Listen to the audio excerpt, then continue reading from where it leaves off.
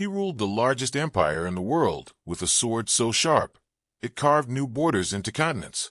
Men knelt before him. Kings feared him. But one night, long after the battles had ended, after the blood on the throne had dried, and the voices of his enemies had fallen silent, he sat alone, with a hand on, not from age, but from grief, because the woman he loved, more than glory, more than empire, more than life itself, was gone. And so, Sultan Suleiman the Magnificent, ruler of millions, protector of Islam, shadow of God on earth, picked up a pen. And he beat, not laws, not war decrees, but something far more dangerous. Love letters. Not just any letters. These were poems, filled with longing, rage, regret, and secrets. Secrets no one was meant to read. Not his sons. Not his viziers. Not the world.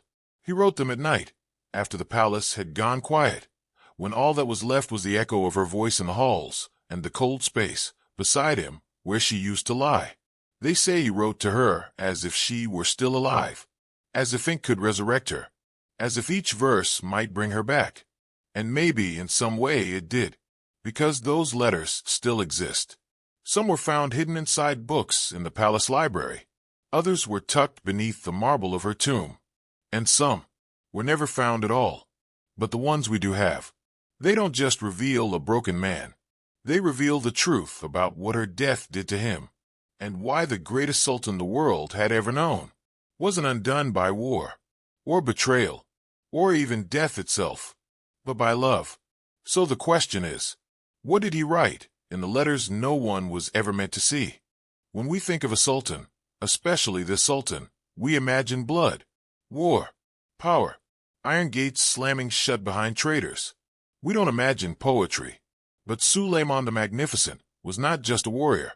He was a writer, a poet, and in his most vulnerable moments, he signed his name not with titles or ranks, but with a single word, Mahibi the lover. He had another identity, hidden from generals, masked from his court, an identity that didn't carry a sword, but bled through ink.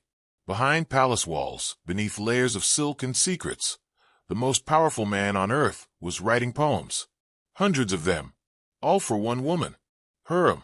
She was his fire, his storm, the woman no one expected to last a week in the palace, but who conquered the sultan's heart for life. And after she died, it was this version of Suleiman, the poet, the broken lover, who took over. He didn't just mourn. He wrote. And what he wrote wasn't just beautiful. It was haunting. My very existence is in love with you. Not I love you. Not I miss you. But my existence is in love with you. Think about that. He wasn't just grieving her absence. He was admitting that the very thing keeping him alive, his breath, his pulse, his identity, was her. And without her, he was no longer whole. Some of his poems read like love letters. Others, like cries into a void. He described sleepless nights, a bed that felt like a tomb, a palace that echoed with laughter that wasn't there. You are my sultanate, my kingdom, my world, he wrote. Now, even the throne feels empty. It was as if he didn't rule anymore. The empire still bowed to him, but he bowed to memory. What's chilling is that no one knew he was writing these. He kept them hidden, between the pages of religious books, behind wall panels, tucked inside lockboxes guarded by shadows. And maybe, just maybe, he wasn't writing them for the world to see. Maybe he was writing them for her, as if his words could cross the border between life and death, as if every verse whispered through time might reach her, wherever she was. And that's when it hits you. Suleiman wasn't just mourning a woman. He was mourning the only part of himself that ever felt real. The man who conquered kingdoms with fire and steel was now surrendering to a ghost. His ghost, her ghost. And the poems? They were the battlefield. By the spring of 1558, the palace had gone quiet, not in the way marble halls fall silent after a banquet, but in the way the earth stills after a funeral. Hurrem Sultan was gone, and with her went the light in Suleiman's eyes. From that day forward, the man who once commanded armies across 3 continents, who sent fire into Europe and fear into Persia, began writing differently. He still signed his name Mahibi, But the poems no longer spoke of longing. They spoke of absence, of decay, of a heart slowly eroding inside a crown of gold. This world is a palace of shadows. One verse begins, "She was my sun. Now I walk beneath a dying sky." There's something unnerving about reading those lines, because this isn't the confession of a grieving man. It's the dirge of a soul unraveling, piece by piece. And it gets darker. In another poem, he writes, "The throne bears my name, but not my joy. The bed holds my body, but not my soul." At first glance, it's romantic. But listen again. That's not love, it's loss. A loss so total, it consumed the empire's most powerful man from the inside out. The harems, once filled with music and gossip, now echoed with footsteps he no longer followed. He stopped visiting the gardens, where they once walked. He ate in silence, slept alone. But he wrote. And the writing, oh, the writing, was devastating. "I built an empire with my hands," he said, "but it crumbles beneath her absence." In those final years, his poems weren't meant for anyone.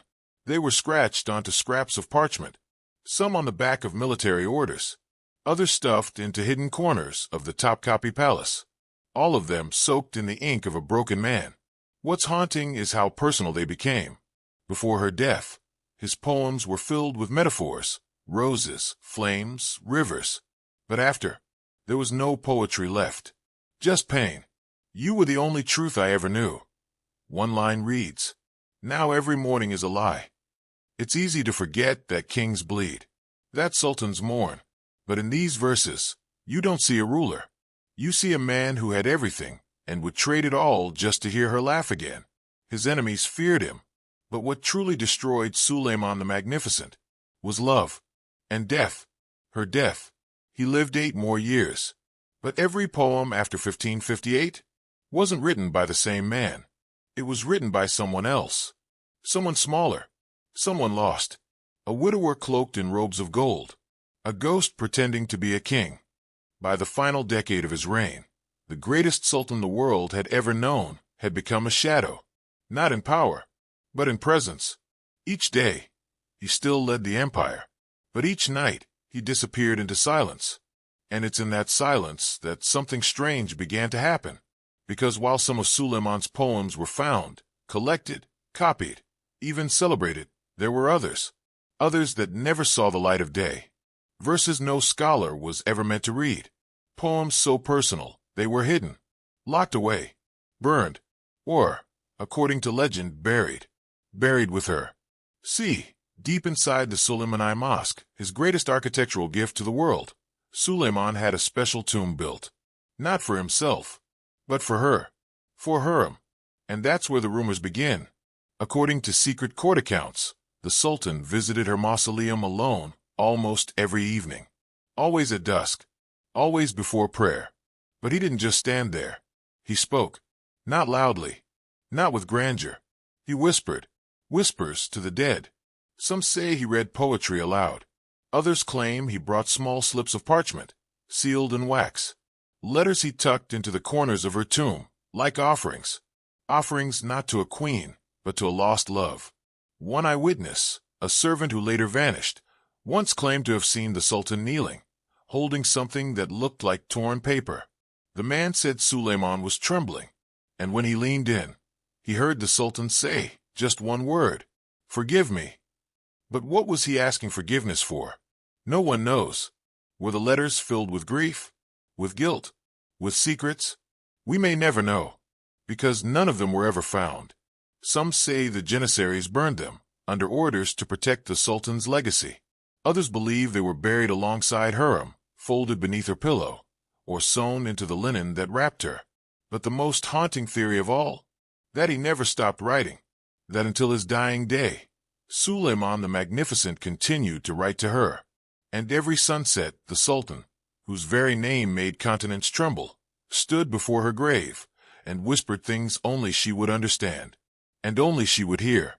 "I have built you domes, but I could never rebuild your smile." It's not history. It's not written in official records.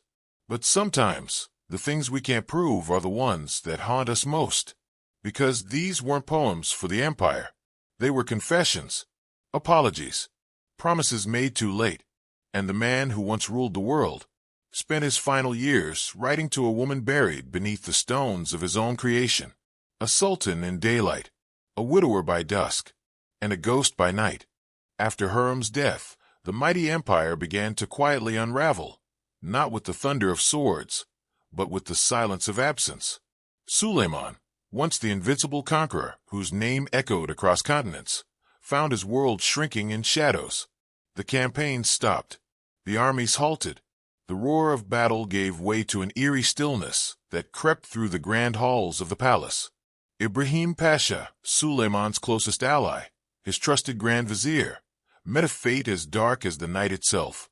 Once a towering figure of power and influence, Ibrahim was executed in a swift, brutal turn of events, leaving a void that no advisor could ever fill. The air in the palace grew heavier.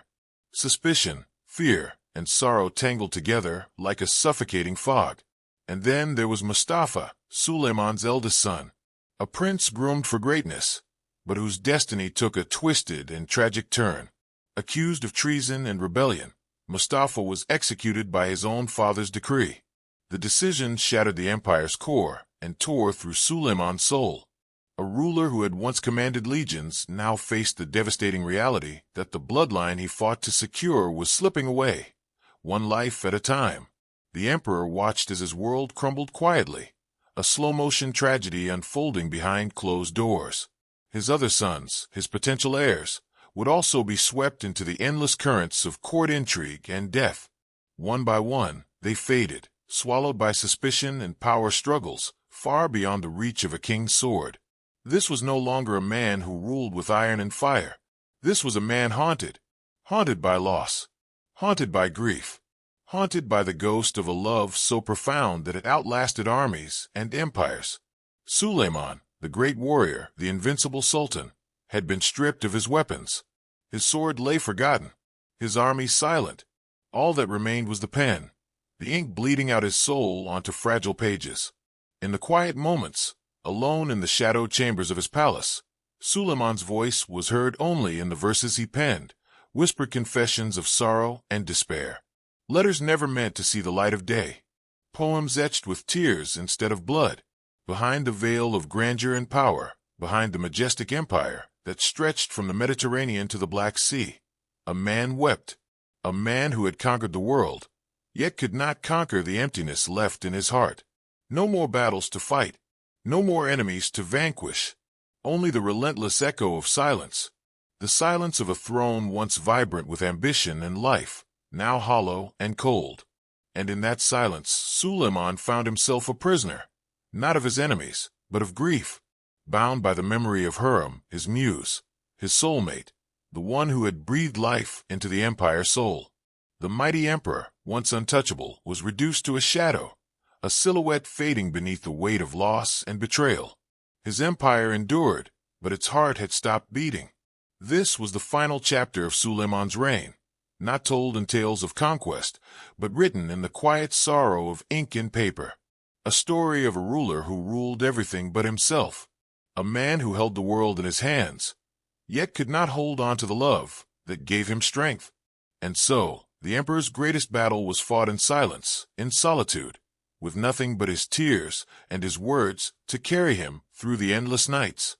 In a world ruled by power and conquest, there came a love so fierce it defied even death itself. Hurrem, the woman who tamed an empire's greatest sultan, was laid to rest, not in some forgotten corner, but right beside Suleiman, within the walls of the Suleimani Mosque, a resting place for a queen and her king, bound together in eternity. This was no ordinary burial.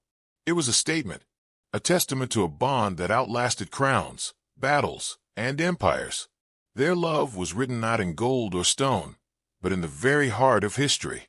And though centuries have passed, the echo of Suleiman's final words still lingers, whispered in shadows, carried by the wind.